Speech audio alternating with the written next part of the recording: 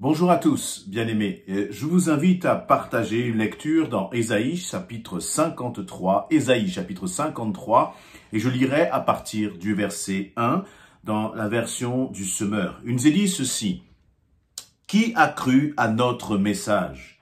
À qui a été révélée la puissance de l'Éternel? Car devant l'Éternel, il a grandi comme une jeune pousse, ou comme une racine sortant d'un sol aride. Il n'avait ni prestance, ni beauté pour retenir notre attention, ni rien dans son aspect qui pût nous attirer. Il était méprisé, abandonné des hommes, et homme de douleur, habitué à la souffrance.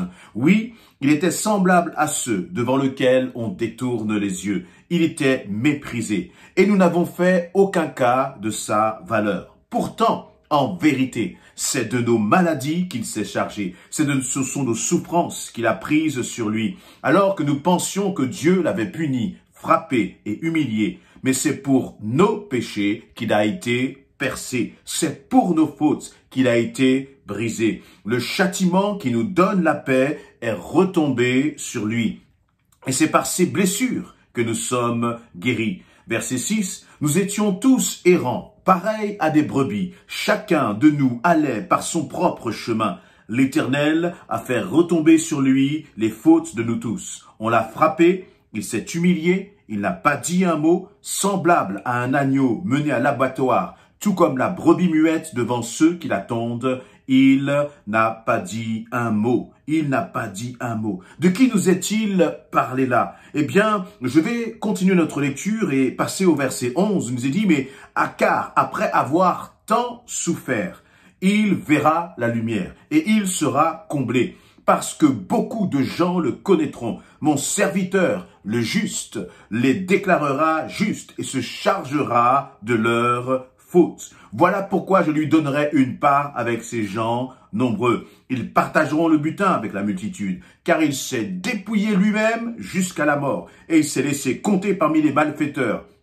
Car il a pris sur lui les fautes d'un grand nombre, il est intervenu en faveur des coupables. Amen. Alors, juste pour resituer ce texte, si vous ne connaissez peut-être pas la Bible, eh bien, Ésaïe est ce prophète qui va annoncer des paroles venant de Dieu, qui va annoncer, des prophéties venant de Dieu. Et le livre du prophète Ésaïe se trouve à peu près 700 ans avant la venue de Jésus-Christ. Et donc, il nous est posé là une question pour commencer cette lecture. Il nous est demandé: qui a cru à notre message? À qui a été révélée la puissance de l'Éternel? Et je crois que toi qui ne connais pas Jésus-Christ, eh bien, cette question se pose à toi. Est-ce que tu connais ce message? Est-ce que tu comprends ce message? Est-ce que tu comprends que, à travers Jésus-Christ, justement, il y a la puissance de Dieu qui est révélée, la puissance du Créateur s'est manifestée à travers la venue de Jésus-Christ.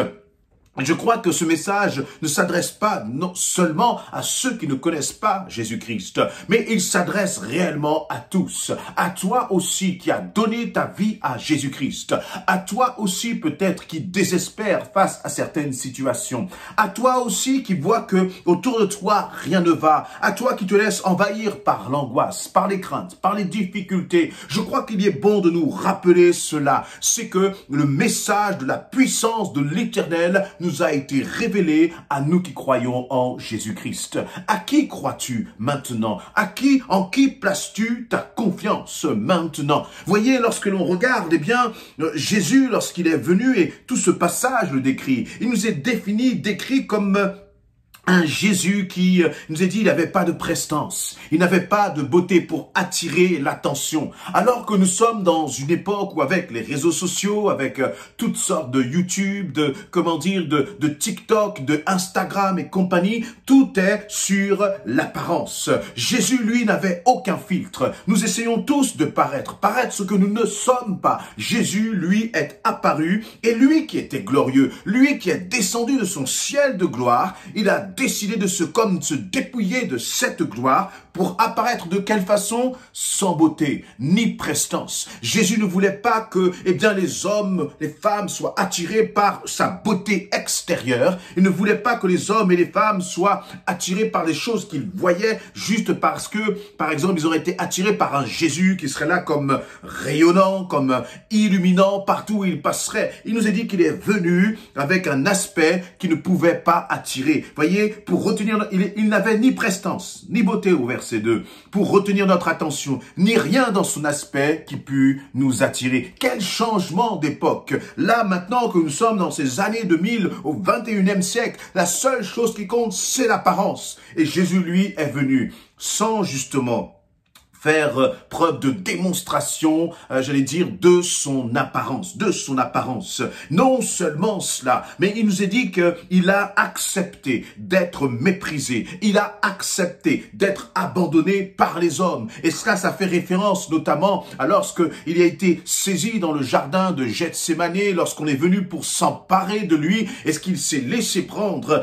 Aucun des disciples était là autour de lui. Tous étaient partis. Certains, comme Pierre, par exemple, l'avaient même renié à ce moment-là. Il a été abandonné des hommes. Homme de douleur. Comment est-ce que 700 ans avant, un homme tel qu'Ésaïe, un prophète comme Ésaïe, pouvait imaginer que le Créateur allait envoyer son Fils sur cette terre et qu'il allait l'envoyer dans de telles circonstances. Il allait l'envoyer pour que celui-ci soit rejeté des hommes, pour qu'il soit accusé par les hommes, qu'il soit devenu un homme de douleur. Il nous est même dit, habitué à la souffrance.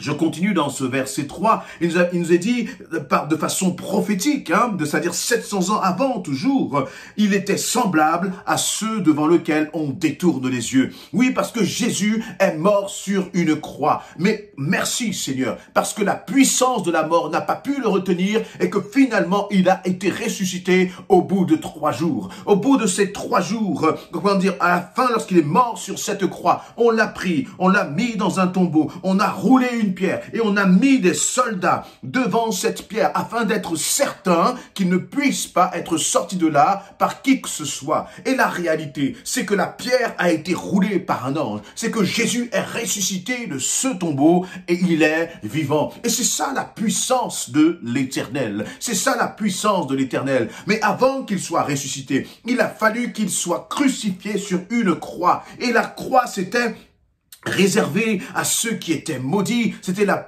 pire des malédictions, c'était la pire des sentences que l'on pouvait infliger à un homme.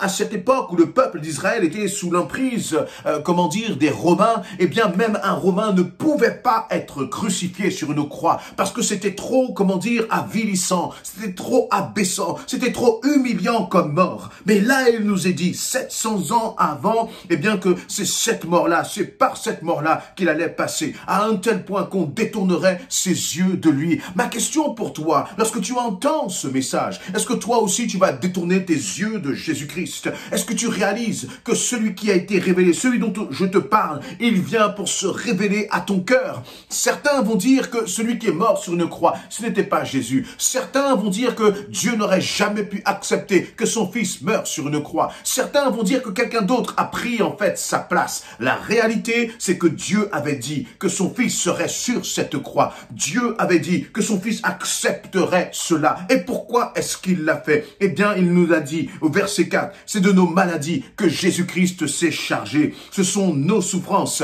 qu'il a prises sur lui. Alors que nous pensions que Dieu l'avait puni, frappé et humilié. Voyez, Dieu n'avait pas frappé son fils. Dieu n'avait pas humilié son fils. Mais il fallait que le fils, c'est-à-dire que Jésus-Christ, passe justement par cette croix afin que la puissance de l'Éternel à travers la résurrection soit révélée. Si Jésus-Christ n'est pas celui qui est monté sur cette croix, alors la puissance de l'Éternel ne s'est pas manifestée. L'amour de l'Éternel ne s'est pas manifesté. Si tu veux que l'amour de l'Éternel soit une réalité pour ta vie, il va falloir que tu acceptes que tu as péché, que tu as désobéi, mais que qu'à cause de ta désobéissance, la sanction pour toi, c'était la mort éternelle. Mais ce Jésus dont le prophète Ésaïe est en train de parler, ce Jésus qui a porté porté justement la condamnation qui était sur toi et il l'a prise sur lui. Tu n'es plus condamné si tu crois et que tu reçois ce message d'amour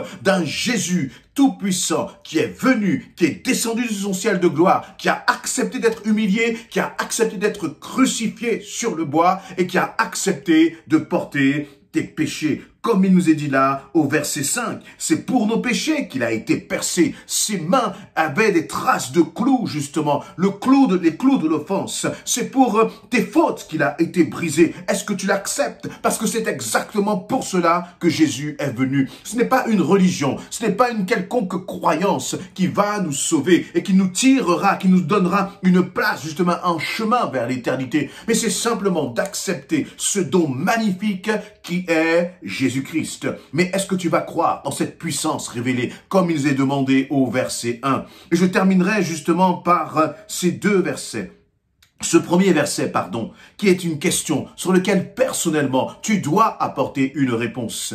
Est-ce que tu crois en ce message? Ésaïe chapitre 53 verset 1, est-ce que tu crois en ce message? Est-ce que la puissance de l'Éternel t'a été révélée? La puissance de l'Éternel, encore une fois, c'est plus que la guérison, c'est plus que l'abondance financière. Mais la puissance de l'Éternel, c'est Jésus-Christ, mort et ressuscité pour toi. Est-ce que tu vas accepter cela ou est-ce que tu vas écouter les mensonges, toutes les pensées qui vont te dire que, eh bien, Jésus n'a été qu'un prophète? Il a été appelé dans ce passage, à la fin, en fait, de ce chapitre 53, verset 11, et parce que beaucoup de gens le connaîtront, mon serviteur, le juste, les déclarera justes. Il n'y en a qu'un seul qui peut être appelé juste.